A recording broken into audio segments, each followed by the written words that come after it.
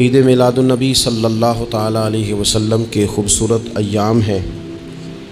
پوری دنیا میں اور دنیا کے ہر کونے میں نبی پاک علیہ السلام کے میلاد شریف کی دھوم مچی ہوئی ہے۔ ہر جگہ حضور کے فضائل، خصائل، شمائل بیان ہو رہے ہیں۔ نبی پاک کی نعتوں سے پورا زمانہ گونج رہا ہے۔ حضور کی سیرت مبارکہ کے فیوز و برکات سے اہل اسلام اپنے دلوں کو منور فرما رہے ہیں۔ اس کے ساتھ ساتھ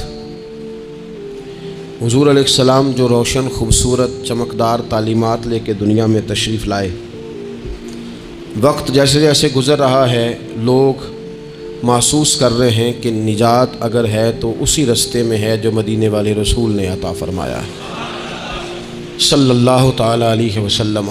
چونکہ اللہ تبارک و تعالیٰ نے خود نبی پاک کے ذکر مقدس کو بلند فرمایا ہے، اس لیے بہت سارے ذرائع، بہت سارے اسباب بن گئے۔ پہلے محافل، مجالس، میلاد کے اجتماعات کا انعقاد ہوتا تھا، جلوس ہوتے تھے۔ اب یہ کہ بڑے بڑے ٹی وی چینل اور دنیا کے بڑے بڑے نشریاتی ادارے، آپ جس طرف بھی دیکھیں گے رسول پاک علیہ السلام کا تذکرہ کرتے نظر آئیں گے۔ بہت پہلے کہا تھا اعلیٰ حضرت نے کہ عرش پہ تازہ چھیڑ چھاڑ اور فرش پہ طرفہ دھوم دھام، کان جدھر بھی لگائیے تیری ہی داستان ہے۔ کان جدھر بھی لگائیے تیری ہی داستان ہے۔ ہر جگہ حضور کے ذکر پاک نے روشنی بکھیری ہوئی ہے۔ اللہ تعالیٰ نے جہاں نبی پاک علیہ السلام کو بڑی عظمتوں، شانوں، رفتوں اور بلندیوں سے نوازا، وہاں یہ بھی فرمایا کہ وما ارسلناک الا رحمۃ للعالمین، ہم نے اپنے محبوب علیہ السلام کو تمام جہانوں کے لیے رحمت بنا کر بھیجا ہے۔ نبی پاک صلی اللہ تعالیٰ علیہ وسلم کا وجود سراپا رحمت ہے۔ حضور کا بولنا بھی رحمت ہے، خاموش رہنا بھی رحمت ہے۔ نبی پاک علیہ السلام کا کسی کو کچھ عطا کرنا بھی رحمت ہے، اور کسی کو صبر کی تلقین کرنا یہ بھی رحمت ہے۔ حضور کسی کو خوش ہو کے دیکھ لیں تو یہ بھی کرم کی بات ہے، اور محبوب کریم علیہ السلام کبھی ناراض ہو جائیں تو اس کے بعد بھی جب حضور راضی ہوتے ہیں تو رحمت کی برکھا ہی برسا کرتی ہے۔ اور حضور علیہ السلام نے فرمایا ہے، میں نے اللہ کی بارگاہ میں یہ دعا کی ہے کہ مالک اگر میں کسی کو جھڑک دوں نا، کسی مسلمان مومن کو، تو مالک اسے بھی اتنا ثواب دینا جتنا تو فرض نماز کا ثواب عطا فرماتا ہے۔ تو وجود سارے کا سارا حضور کا رحمت کاملہ ہے۔ نبی پاک کا مسجد نبوی شریف میں بیٹھ کر پیغام دین دینا بھی رحمت ہے، اور حضور اگر اسلحہ پہن کر بدر کے میدان میں آ جائیں، اللہ کے دین کو نافذ کرنے کے لیے دست مبارک میں تلوار اٹھا لے، تو یہ بھی کائنات کے لیے رحمت ہے، یہ بھی فضل ہے۔ کیوں؟ اس لیے کہ اگر جڑی بوٹیاں کاٹی نہ جائیں تو اصل فصل کا نقصان کر جاتی ہیں۔ اس لیے ضروری ہوتا ہے کہ ایسی چیزوں کو تلف کر دیا جائے جو انسانیت کے لیے نقصان کا باعث۔ اللہ تعالیٰ نے نبی پاک علیہ السلام کے وجود کو سراپا رحمت بنایا۔ بدقسمتی یہ ہوئی کہ دور جب بدلا نا اور لوگ اپنی ضروریات زندگی کمانے کے لیے میدان میں آئے، تو وہ اس طرح کی کچھ دوڑ میں ہم سب لوگ شامل ہو گئے کہ ایک مخصوص سی مادہ پرستی، ایک مخصوص سا مزاج، دولت کی اینک سے ہر چیز کو دیکھنے کا، تو ڈھیر سارا کچھ شخص اچھا ہے، اس میں بہت بڑی تعداد میں بھلائیاں پائی جاتی ہیں، اتنی زیادہ بھلائیاں کسی میں پائی جاتی ہیں، اتنا پیارا آدمی ہے، اتنا شستہ اس کا مزاج ہے، لیکن ہم جب کسی سے ملتے ہیں تو ہم یہ دیکھتے ہیں کہ اس کی ساری اچھائیاں اپنی جگہ پر پتہ چلے نا کہ وہ ہمیں کیا دے سکتا ہے، ہمارے کس کام آ سکتا ہے، ہمارے لیے کتنا نفع بخش ہو سکتا ہے، ہمارے لیے کتنا سود مند۔ یعنی وہ مزاجوں میں جو خاص نرمی ہونی چاہیے تھی، اور جو حضور نے فرمایا کہ تم میں سے بہتر وہ ہے جو لوگوں کے لیے نفع مند ہے، وہ والا مزاج نہیں بلکہ کچھ لینے کا۔ تو حضور علیہ السلام کو اللہ تعالیٰ نے رحمت بنا کر بھیجا۔ اس رحمت کاملہ ہی کی وجہ تھی کہ حضور نہ ظاہری طور پر بھی لوگوں کے جو روزمرہ کے معاملات تھے اس میں بھی بڑی خیر خواہی کے جذبات رکھتے تھے۔ نبی پاک علیہ الصلاۃ والسلام عام لوگوں کے بیچ اٹھتے بیٹھتے، ان کے ساتھ کھاتے پیتے۔ سرور کائنات کا طریقہ یہ ہوتا کہ اگر غلاموں میں سے کوئی بیمار ہو جاتا تو تیمارداری کرنے تشریف لے جاتے، صبر کی نصیحت کرتے، اللہ کے حبیب علیہ الصلاۃ والسلام اس کے لیے مناسب دوا بھی تجویز کرتے، دعا بھی فرماتے۔ حضور نے فرمایا اگر تم میں سے کسی شخص کے ہاں کوئی خوشی کا موقع ہو تو وہ مختار ہے، دعوت دے نہ دے، لیکن اگر کسی کا انتقال ہو جائے تو مجھے خبر ضرور دینا، میں جنازے پڑھنا چاہتا ہوں۔ ایک مقام ایسا بھی آیا کہ جہاں میرے نبی پاک علیہ الصلاۃ والسلام نے فرمایا اگر میرا کوئی امتی دنیا سے چلا جائے اور ترکہ چھوڑ کے جائے، جائیداد چھوڑ کے جائے، مال و اسباب چھوڑ کے جائے تو وہ اس کی اولاد میں بانٹ دینا، لیکن اگر اس کے ذمے قرضہ ہو تو میرے پاس آ جانا، میں اس کا قرض ادا کر دوں گا۔ نبی پاک صلی اللہ تعالیٰ علیہ وسلم نے اپنی رحمت کے ساتھ امت کو جو حصہ عطا فرمایا، اور جس طرح سے حضور سید عالم صلی اللہ تعالیٰ علیہ وسلم نے ہمیں یہ اسباق پڑھائے، اس طرح ہونا نہیں چاہیے تھا جو ترتیب آج دنیا میں لگ گئی ہے اور جس انداز میں مسلمان اپنے صبح و شام گزار رہا ہے۔ آپ یقین کریں کہ کبھی کبھی یوں محسوس ہوتا ہے کہ جیسے خالص رشتوں کا ہونا اور اخلاص کا موجود ہونا اور للہیت کا نصیب ہونا یہ شاید کوئی بے موسمہ سا پھل ہو گیا ہے۔ شاید یہ کہ اب ڈھونڈنے سے، تلاش کرنے سے بھی ایسی چیزیں میسر نہیں آئیں گی کہ لوگ اللہ تعالیٰ کی رضا کو پیش نظر رکھیں۔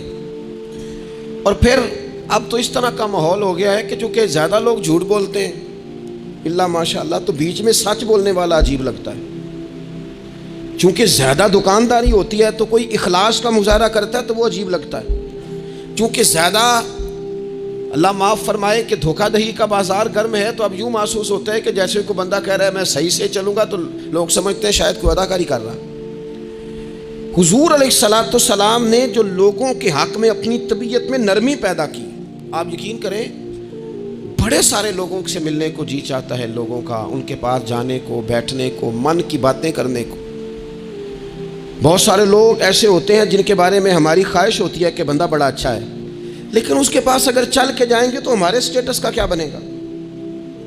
اگر ہم جا کے اس کی مجلس میں بیٹھ گئے تو وہ جہاں ہم خود میرے مجلس تھے اس کا کیا بنے گا؟ اگر ہم کسی شخص کی طرف بڑھ گئے، آگے بڑھ کے ہم نے 2 قدم آگے جا کے گرم جوشی سے اس کا استقبال کیا تو کوئی شخص یہ نہ سمجھ بیٹھے کہ یہ تو کوئی لو سٹینڈرڈ رکھتا ہے۔ ہم نے وہ اس طرح کے بیج بوئے ہیں انانیت کے کہ ڈھیر ساری تکلیف لوگوں کو ہماری وجہ سے ہوتی ہے، بہت سارے لوگ آزمائش کا شکار ہوتے ہیں، بعض لوگ آ جائیں، لوگ ڈھب سے کھانا نہیں کھا پاتے، لیکن وہ خاص رحمت اور وہ خاص نرمی جو نبی کریم نے ہمیں عطا فرمائی ہے، یار یہ کتنا، میں آپ کو ذاتی بات بتاتا ہوں، اپنے مخالف کو، گالی دینے والے کو، زندگی کے کسی کونے میں برا کہنے والے کو معاف کرنا بڑا مشکل کام ہے۔ کسی شخص نے 30 سال پہلے بھی کبھی آپ کو کوئی سخت لفظ کہا ہو تو وہ بندہ سامنے آئے تو بات یاد آ جاتی ہے، یار اس نے یہ کہا تھا، باتیں کھٹکتی ہیں۔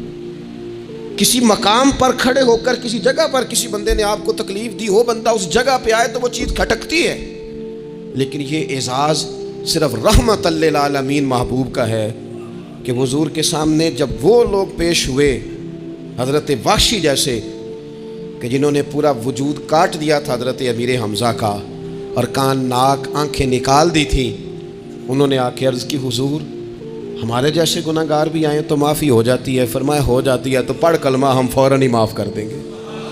اور جو فتح مکہ کے موقع پر نبی پاک علیہ الصلاۃ والسلام نے فرمایا ہے نا، فتح مکہ کے موقع پر وہ تو بات ہی بڑی انوکھی ہے۔ انہوں نے کہا تھا آپ ہم سے کیا سلوک کرنے والے ہیں؟ تو فرمایا سلوک کیا کرنا ہے؟ جو پیچھے ہو چکا ہے نا اس کا ذکر بھی نہیں کرنا، کتاب کے پچھلے صفحے پلٹنا ہی نہیں، یاد ماضی یہ عنوان چھیڑنا ہی نہیں، جو ہو گیا سو ہو گیا۔ یہ خاص رحمت کاملہ اللہ تعالیٰ نے اگر عطا فرمائی ہے تو میرے اور آپ کے پیارے رسول ہی کو عطا فرمائی ہے۔ یہ خاص جذبات اور یہ خاص کیفیات حضور نا، دیکھو ماں باپ جو ہوتے ہیں نا اولاد کے حق میں بڑے شفیق ہوتے ہیں۔ میں بڑی ذمہ داری سے بات کرنے لگا ہوں، ماں باپ کے ساتھ اگر کوئی سب سے بڑھ کے زیادتی کرتا ہے تو کرتی بھی اولاد ہی ہے، بڑا کچھ کر جاتے ہیں بچے۔ بعض ایسی باتیں بھی کر جاتے ہیں کہ جو اسے نہیں کرنی چاہیے، لیکن کہو نا والی صاحب سے کنارہ کر دیں بچے سے، جس کے 9 بیٹے بھی ہیں اسے بھی کہو نا کہ تو کر ذرا کنارہ کر کے دکھا، نہیں کر سکتا۔ وہ شفقت پدری جو رب نے اس کے سینے میں رکھ دیا وہ کیسے نکالے گا؟ 20 دفعہ غصہ آیا تو اس نے پلان کیا کہ آج کے بعد نہیں، ختم، اب میں نے بتانا ہے اس کو کہ کس طرح کوئی کسی کے ساتھ زیادتی کرتا ہے، لیکن 1 گھنٹہ بھی نہیں تیرا گزرا، کیونکہ شفقت پدری ہے۔ خدا را یہ میرا اور آپ کا سب کا معاملہ ہے، اس کو سمجھیے گا، شفقت پدری۔ اگر مرشد ہو نا کبھی مرشد کریم، تو پرخشیں اڑا دینے والوں کو بھی سینے سے لگانے کا حوصلہ رکھتا ہے، چونکہ وہ شیخ جو ہے اس کا دل جو بڑا ہے۔ کئی دفعہ سارا سینہ چھلنی ہوتا ہے، پر اس سینے چھلنی کرنے والوں کو بھی سینے سے لگانا پڑتا ہے، اس لیے کہ دل دریا سمندروں ڈونگے کون دلاں دیاں جانے، 14 طبق دلے دے اندر تے تمبو وانگوں تانے، مشکل کام ہے۔ استاد صاحب وہ مطلب ہم نے کہ دیکھا ہے کہ بچے کو اٹھانے کے لیے والد آ گئے کہ نہیں جی نہیں ہم نے نہیں پڑھانا، تو استاد صاحب کہنے نے میں بڑی محنت کی تھی جی، ہم تے چل گیا ہے 6 مہینے ویکھو تے صحیح، میں نے بڑی مشقت کی ہے، یہ راہ میں نہ اسے لے جاؤ۔ میں نے تو کئی ناشتے نہیں کیے کہ کلاس میں پہنچنا تھا، کئی دفعہ میں نے کھانا چھوڑ دیا کہ مجھے دیر ہو گئی تھی، نہ لے کے نہ جاؤ، میری مشقت ہے۔ یہ میں آپ کو وہ والی مثالیں دے رہا ہوں جو صرف میرے اور آپ کے عقل کے قریب ہیں۔ جب تیری 20 غلطیوں سمیت تیرا والد، تیری ماں، تیرے مرشد، تیرے استاد، تیرے بزرگ، تیرا بڑا بھائی تجھے قبول کر لیتے ہیں نا، تو بس سمجھ لے یہ جتنا بھی پیار کرتے ہیں یہ سارا ایک قطرہ ہے، اور محبوب جو محبت کرتے ہیں اس میں سارے دریا سما جایا کرتے ہیں۔ رسول پاک جو پیار کرتے ہیں نا، نبی کریم جو محبت کرتے ہیں، حضور،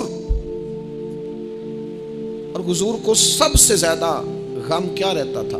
روزی روٹی کا نہیں، اس کا بھی بندوبست کیا، تعلیم و تعلم کا بھی بندوبست کیا۔ حضور کا سب سے بڑا احساس یہ تھا کہ میری امت دوزخ سے بچ جائے، جنت میں جائے، گمراہ عقائد سے باہر آئے، راہ حق انہیں نصیب ہو۔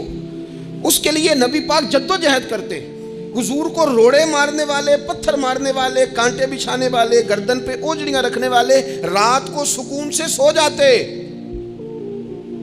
اور نبی پاک انہی لوگوں کے لیے رات کو ہاتھ اٹھا کے ہدایت کی دعائیں کرتے رہتے، اور روڑے مار کے سو گئے جا کے۔ اور جس نے روڑے مارے وہ نبیوں میں رحمت لقب پانے والا، مرادیں غریبوں کی بر لانے والا۔ اور کسی نے کہا تھا لے کے پہلو میں غم امت نادار آئے، لے کے پہلو میں غم امت نادار آئے، وہ دیکھو امتی امتی کہتے ہوئے سرکار آئے، وہ دیکھو نا امتی امتی کہتے ہوئے، لے کے پہلو میں غم امت نادار آئے۔ حضور کے پہلو میں غم ہے امت، یا اللہ مہربانی فرما، یا اللہ مہربانی فرما۔ اور صبح قیامت بھی ہم سب لوگ نا لائق لوگوں سے اپنا تعلق بناتے ہیں۔ میں نے دیکھا ہے کہ ساری زندگی کا رشتہ ہے۔ وہ کسی نے کہا تھا کہ کوئی بندہ مجھے ایسا چاہیے کہ میں اس سے جھوٹ بھی بولوں تو وہ مجھ سے سچ بولے۔ کچھ لوگ ایسے چاہیے ہوتے ہیں نا زندگی میں کہ وہ توأن و کرہن ساتھ ہی رہے، لیکن یہ ہوتا نہیں، مشکل کام ہے۔ لوگ کہتے ہیں اگر لائق ہے تو میرا ہے، نالائق ہے تو پھر میرا، بنتے نہیں۔ یقین کریں آپ سے زندگی میں کوئی خطا ہو گئی کو آپ کا بننے کو تیار نہیں ہوتا، کہتا میرا نہیں تعلق بھائی، میں اس کے لین دین کا بالکل ذمہ دار نہیں، میرا اس کا کوئی رشتہ نہیں، تو جان یہ جان، کاٹ دیا۔ اور اگر گناہ ہو گیا، غلطی ہو گئی، انسان سے ہو جاتی ہے، اپنی ساری غلطیوں سمیت اپنے آپ سے پیار ہے، اور دوسرے سے ایک ہو جائے تو۔ لیکن کچھ لوگ ایسے ہوتے ہیں، حضور غوث پاک کے مدرسے کے اساتذہ نے کہا تھا حضور سبق بانٹنے ہیں، پیریڈ لگانے ہیں، آپ کو کون سی کتاب دے دیں، فقہ، اصول، تفسیر، حدیث، کیا پڑھائیں گے؟ تو آپ فرمانے لگے نہیں، تم مجھے سبق نہ کوئی دو، تم اس طرح کی تقسیم کرو کہ لائق بچے سارے تم رکھ لو، نالائق سارے مجھے دے دو۔ حضور علیہ السلام نے فرمایا قیامت کے دن جو بڑے بڑے گناہ گار ہوں گے نا، بڑے وہ میری چادر کے نیچے چھپے ہوئے ہوں گے۔ چور حاکم سے چھپا کرتے ہیں یا اس کے سوا، تیرے دامن میں چھپے چور انوکھا تیرا۔ اور حضور ہمارے وکیل نہیں، حضور ہمارے شفیع ہیں، حضور ہماری وکالت نہیں کریں گے، حضور ہماری شفاعت کریں گے۔ وکیل وہ ہوتا ہے جو کٹہرے میں کھڑا ہو کے جج صاحب سے کہتا ہے اس نے کوئی جرم نہیں کیا، بلا وجہ الزام لگایا گیا ہے، اس نے کوئی خطا نہیں کی، یہ ذاتی اناد پال رہے ہیں، یہ بندہ ہی بڑا اچھا ہے، یہ تو تھا ہی نہیں موقع پہ، اس نے تو کیا ہی کچھ نہیں، وکالت کرتا ہے اسے معاف کر دو، یہ وکیل ہوتا ہے۔ اور شفیع وہ ہوتا ہے جو کہتا ہے اس نے سارا کچھ ہی کیا ہے پر میں جو آ گیا ہوں، سارے جرم اس نے کیے ہیں پر میں آ گیا ہوں نا، میرا آنا دیکھا جائے، میرا آنا دیکھا جائے اور اسے معاف کر۔ تو نبی کریم علیہ السلام نے خاص، اور پھر کچھ ایسی چیزیں جو بالکل سادی تھیں، اس کا بھی نبی پاک صلی اللہ تعالیٰ علیہ وسلم نے لوگوں پر بوجھ نہیں ڈالا۔ حضرت سیدنا ابن مسعود رضی اللہ تعالیٰ عنہ فرماتے ہیں، مسلم شریف میں موجود ہے، کہتے ہیں حضور ہمیں کبھی کبھی بات سنایا کرتے تھے، ہر روز تقریر نہیں سناتے تھے۔ یا رسول اللہ صلی اللہ علیہ وسلم ہمارا دل کرتا ہے، فرمایا میں نہیں چاہتا کہ تم تکلیف میں آ جاؤ۔ حضور فرماتے ہیں میں لمبی نماز پڑھانا چاہتا ہوں، پیچھے سے کوئی بچہ رو پڑتا ہے، میں اللہ کی نماز مختصر کر دیتا ہوں۔ نبی پاک صلی اللہ تعالیٰ علیہ وآلہ وسلم کی عادت مبارکہ تھی، حضور سواری پہ چل رہے ہوتے تھے تو کوئی غلام ساتھ چلنا چاہتا تھا تو فرماتے تھے تو میرے ساتھ آ کے سواری پہ بیٹھ جا۔ یا رسول اللہ میں آپ کے ساتھ نہیں بیٹھ سکتا، میں تقاضا ادب ہے کہ میں آپ کے ساتھ نہ بیٹھوں، تو حضور فرماتے پھر واپس چلا جا، میری طبیعت گوارا نہیں کرتی کہ میں سواری پہ چلوں اور میرے ساتھ جو لوگ ہیں وہ پیدل سفر کریں۔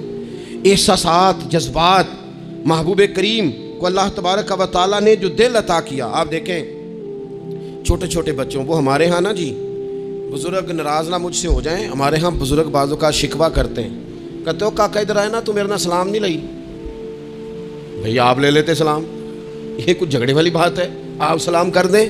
رسول پاک کی عادت مبارکہ تھی کہ چھوٹے چھوٹے بچے گلیوں میں ہوتے تو حضور آگے بڑھ کے خود انہیں سلام کہتے، ان کے سروں پہ دست شفقت پھیرتے، ان کی چھوٹی چھوٹی باتیں سنتے، ان کے سوالات کے جواب ارشاد فرماتے۔ اللہ کے پیارے رسول صلی اللہ تعالیٰ علیہ وسلم کا تو یہ معاملہ تھا کہ عبادت کے معاملے میں بھی جب ایک شخص نے کہا کہ یا رسول اللہ میں ساری رات نماز پڑھا کروں گا، سارا دن روزہ رکھوں گا، تو حضور نے فرمایا نہ، آنکھیں تکلیف میں آ جائیں گی، وجود تھک جائے گا۔ ایک سرکار کی زوجہ محترمہ ام المومنین نے رسی باندھ لی تھی مسجد نبوی میں کہ میں جب تھک جاؤں گی تو ٹیک لگا لوں گی، پر میں نے پڑھنی ساری رات ہے نماز۔ اللہ کے محبوب نے فرمایا جتنی دیر طبیعت اجازت دے اتنی دیر پڑھو، باقی آرام کرو۔